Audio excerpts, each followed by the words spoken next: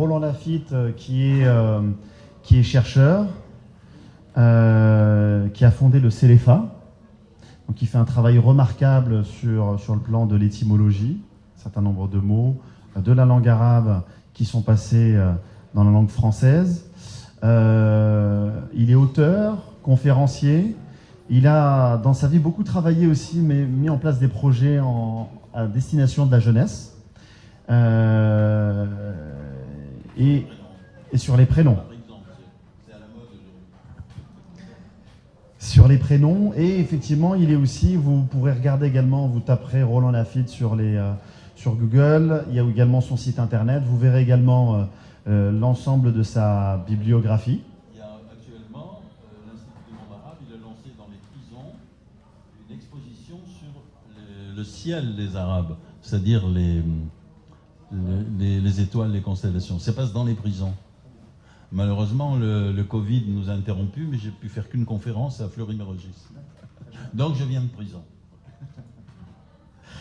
Alors, ici on en parle dans les savoirs civilisationnels transmis, on parle de l'importance de la langue arabe, et on a très souvent ce chiffre qui revient de la part de chercheurs spécialistes de ces questions, d'environ 500 mots arabes qui sont passés dans la langue française. Alors, est-ce que toi, Roland, tu confirmes? Et est-ce que tous ces mots qui sont passés dans la langue française, déjà, sont tous arabes ou pas? Bon, les mots arabes, il y a plusieurs types. Il y a des mots, c'est bien de poser la question parce qu'on dit un peu, pour dire un chiffre comme 500, si on ne sait pas à quoi ce qu'on met derrière, ça peut, par exemple, quelqu'un dit de façon sympathique, il y a plus de mots arabes en français que du gaulois, ce qui est complètement faux. Si on prend les noms communs, il n'y a pas de problème, mais si on prend les noms, la toponymie, c'est-à-dire les noms de lieux, il y a 20 000 noms de lieux en France qui viennent du gaulois. Donc, or, ça joue un rôle dans notre imaginaire. Si je prends Lyon, c'est un nom gaulois. On apprend, on finit par savoir que Paris ou Lyon, ce sont des noms gaulois. Donc notre imaginaire est porté par ça, et pas simplement par les noms communs. Pourquoi faire la différence entre les noms communs et les noms propres dans la perception que nous avons des choses? Donc voilà, ça c'était une... Alors, il y a des mots, il y a deux sortes de mots. Il y a des mots qui viennent de l'arabe, alors par des détours compliqués, il y en a même un qui vient par le russe, et des mots qui ont été créés dans la langue arabe, donc, hein, si je prends islam, ça paraît évident, mais il y a des mots que l'arabe a transmis. Oui, alors, des mots que l'arabe a transmis, il y en a beaucoup par les sciences qui ont été transmis du grec. Par exemple, élixir, ça vient du grec. C'est l'arabe qui l'a pris al-iksir, mais c'est en fait du grec, en changeant le sens quand même. Et puis il y a des mots qui viennent de l'Inde, du sanskrit, des langues dravidiennes. Par exemple, le mot sucre. Par exemple, le mot, des mots comme sucre, comme orange, etc. Ce sont des mots qui viennent d'Inde, qui ont été transmis par l'arabe, des fois par l'intermédiaire du persan, ou directement, ça dépend. Donc c'est très compliqué. En gros, c'est moitié-moitié. Voilà, on pourrait dire. Mais l'arabe a joué un rôle important. Par exemple, si je prends le mot sucre, il y a un dictionnaire qui dit même pas que le mot sucre est passé par l'arabe. C'est idiot, dans la mesure où c'est les cultures de la canne à sucre en Sicile et ensuite en Andalousie. Donc c'est la civilisation arabe qui a fait que ce mot est passé dans les langues européennes. Donc on ne peut pas effacer cet aspect-là. Les mots, ce n'est pas simplement des étiquettes, ils sont chargés de culture, ils sont chargés de passé. Et ils nous disent d'où viennent les choses. Si je vais vous donner un exemple. L'étymologie, ça sert à ça. Si je prends un mot comme la balance romaine. Je ne sais pas si vous savez ce que c'est qu'une balance romaine. Évidemment, maintenant, tout est électronique. Hein, mais la balance romaine, elle avait 2 plateaux et elle se tenait comme ça avec 2 plateaux. Non, c'est pas celle-là. Elle se tenait avec une barre et au bout de laquelle il y a un poids rond. Et on faisait bouger le curseur. Or, ce poids, en arabe, on l'appelait romana, c'est-à-dire c'est une grenade, ça ressemblait à une grenade. Et donc, le fruit. Et d'où vient ce mot? C'est pas les Arabes qui l'ont inventé, il venait de Mésopotamie. 2000 ans avant notre ère, on le trouve, Armanou. Donc c'était un mot même qui était emprunté par les Mésopotamiens à des peuples qui venaient sans doute parce que l'origine du fruit, elle est du côté de la Caspienne. Et ainsi, on peut remonter à 5000 ans avant notre ère pour voir d'où le mot vient. Et c'est le même mot. Vous voyez? Donc l'histoire des mots dit quelque chose. Elle nous dit que les Mésopotamiens, les empires assyriens ou babyloniens, ils intégraient énormément de choses qui venaient de l'extérieur, qui venaient de loin. Vous voyez? Donc, c'est pour dire... Alors, les mots, je viens aux mots. Alors, moi, j'estime que dans la langue, il faut prendre la proportion. Les mots arabes, il faut le regarder. Est-ce que c'est dans le langage courant ou dans le langage savant? Alors, si vous prenez le langage courant, c'est très simple, le critère, vous prenez le petit Larousse, le dictionnaire Larousse qui est sur Internet, le dictionnaire français, Larousse, ou vous prenez le petit Robert, vous avez le langage courant. Enfin, courant. C'est le langage pratiqué par quelqu'un qui fait des études, quand même. Et qui fait des études secondaires, qui passe le bac, disons. Il y a 60 000 mots.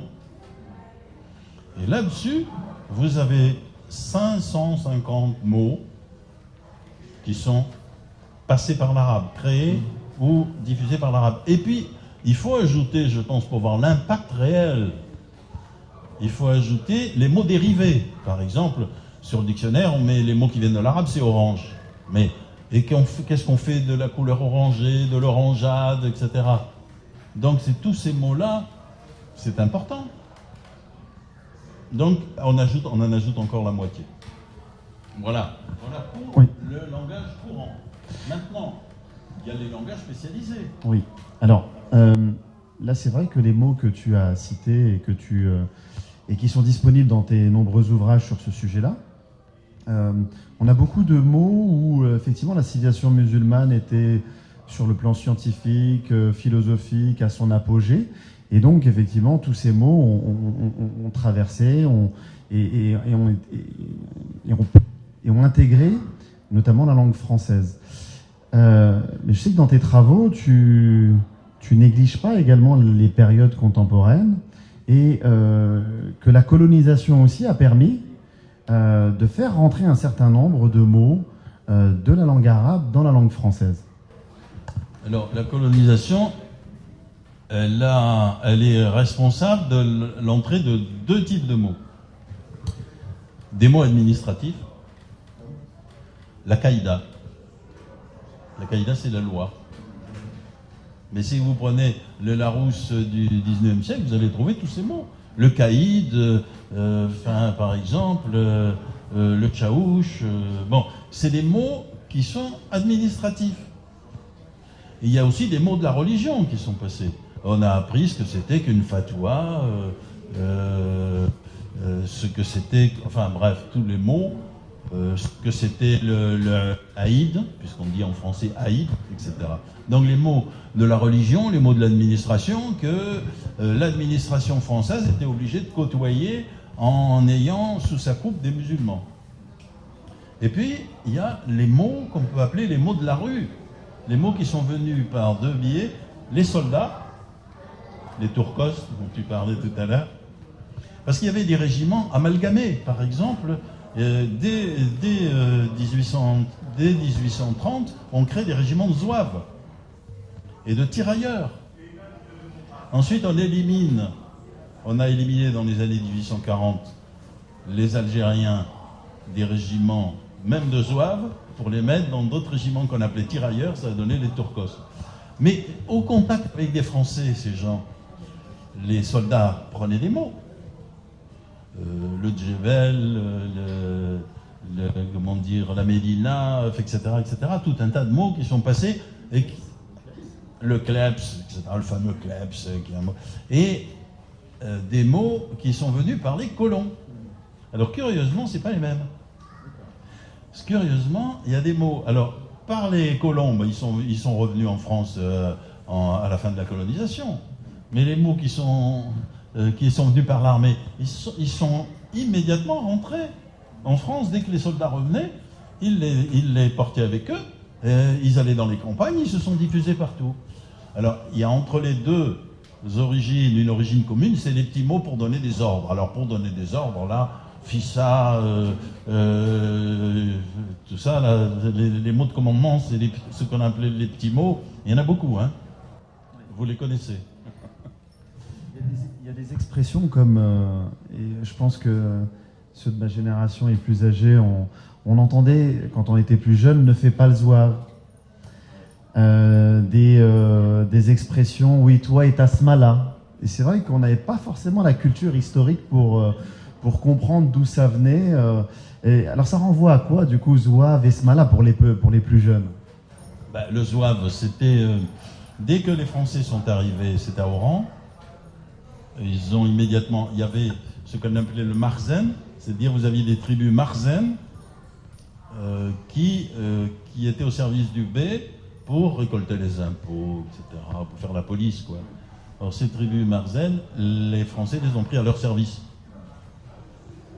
Et ces tribus, c'était des Zouawa. C'est-à-dire, c'était on disait pas Kabyle tellement à l'époque, on disait Zouawa, qui se généralisait à tous les berbères, à tous les berbérophones, je dis bien, parce que je fais pas de différence ethnique. C'est des berbérophones. Donc, ces deux tribus, les deux tribus qui étaient à Oran, et puis le mot est passé, zouave, ça donnait zouawa, ça donnait zouave, et puis ensuite ça a été une forme de régiment chasseur qui s'appelait les zouaves, bon, tout simplement. Même les États-Unis dans leur guerre civile, on avait des régiments de zouaves, ils trouvaient ça vachement bien. L'habit déjà. La smala, ça vient de en arabe zoumala, au Maghreb smala, hein, c'était la communauté itinérante d'Abdelkader. Il y avait quand même jusqu'à 30 000 à 40 000 personnes. C'était un État itinérant. Alors le mot est passé en français, et le mot est passé en français avec la smala d'Abdelkader, le fameux tableau d'Horace Vernet où les Français victorieux zigouillent femmes, enfants, bétail, là, triomphalement. Sauf que Horace Vernet, il a laissé Ismaël Urbain au milieu du tableau, sans armes, en disant « j'ai voulu au moins montrer quelqu'un d'utile ». Donc il ne croyait pas très bien au travail qu'on lui avait fait faire. Mais enfin, dans l'argot, dans les soldats, c'est devenu la famille. Donc le mot officiel qui est passé avec l'administration française, ça a donné « smala », mais dans la langue du peuple, dans la langue populaire, ça donnait la famille. La smala, je suis venu avec ma smala, etc. Voilà. Le mot kasba, même chose. Beaucoup de mots sont passés comme ça. Et enfin, peut-être avant de libérer nos amis scouts, vous avez une dernière question, peut-être plus contemporaine.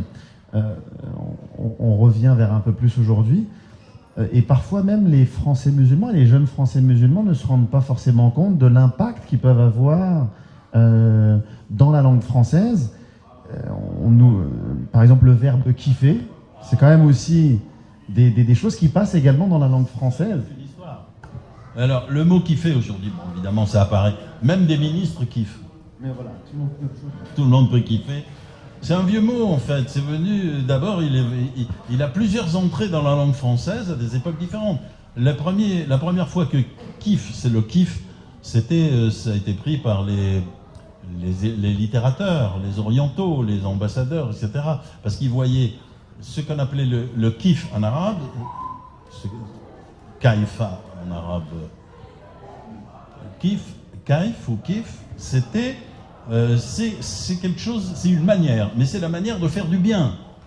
Et donc on a appelé ce qui fait du bien le kiff. Donc c'est devenu la sieste.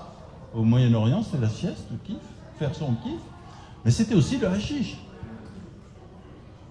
Le kiff. Bon. Là, surtout, il se mâchait. Il était sous forme de confiture.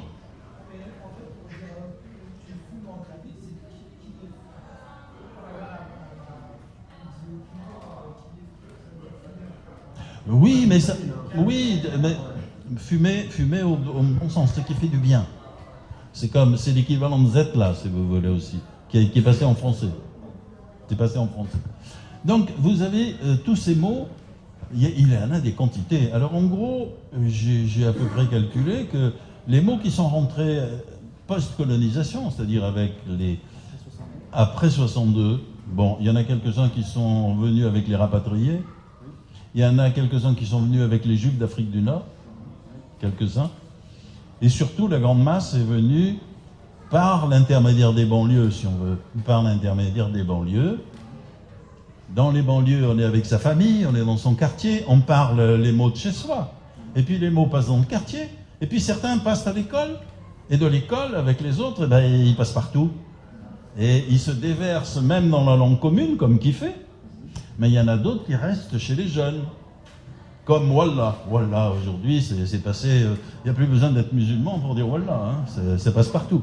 Ou pour dire chat. J'ai vu que dans le Figaro de la semaine dernière, ils ont repéré le mot chat.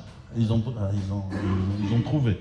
Ils ont trouvé, parce qu'ils sont allés regarder ce que disent les jeunes. Mais c'est un mot qui n'est pas simplement dit par des gens qui sont... des familles qui sont de culture maghrébine ou arabophone. Non, c'est passé chez les jeunes.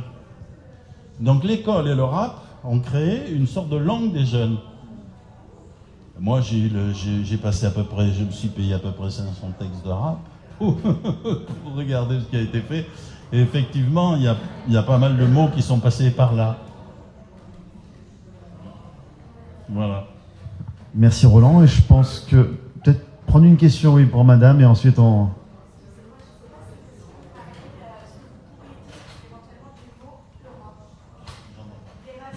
Les racines du mot Europe. Ah, là, vous êtes polémique, chère madame. Alors, je vais vous raconter une histoire. C'est le mieux.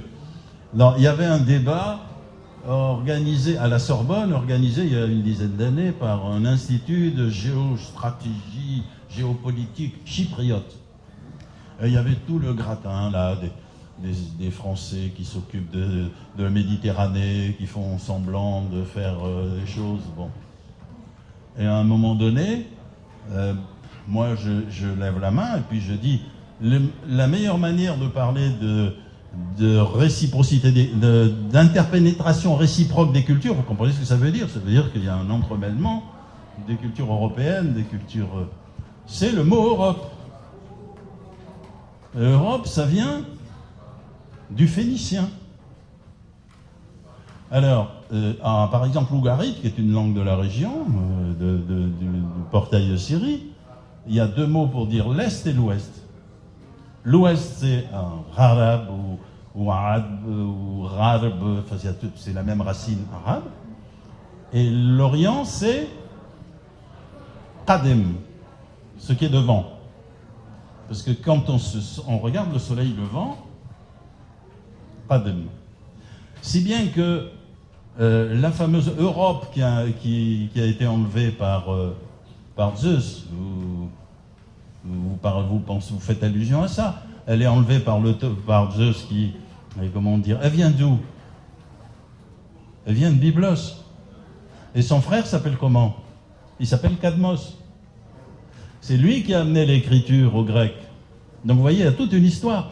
Alors, quand j'ai dit ça, il y a quelqu'un qui s'est levé, un professeur de philosophie, il m'a dit « Monsieur, comment osez-vous dire des bêtises pareilles alors que c'est prouvé que... c'est n'importe quoi.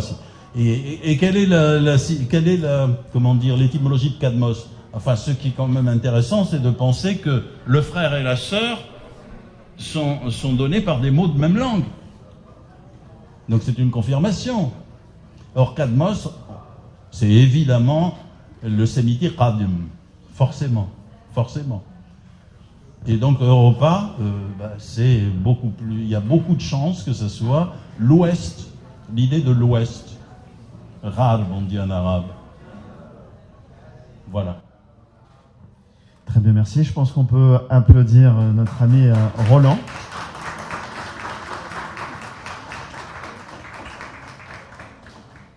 Qui nous a donné envie de lire ces livres que vous pouvez retrouver sur son site internet. On va faire une petite pause parce qu'il faut respecter le programme des scouts musulmans de France. Et ensuite, on passera à un nouvel entretien sur... Ce sera plus sur l'exposition, notamment voilà, les liens entre État français et État musulman.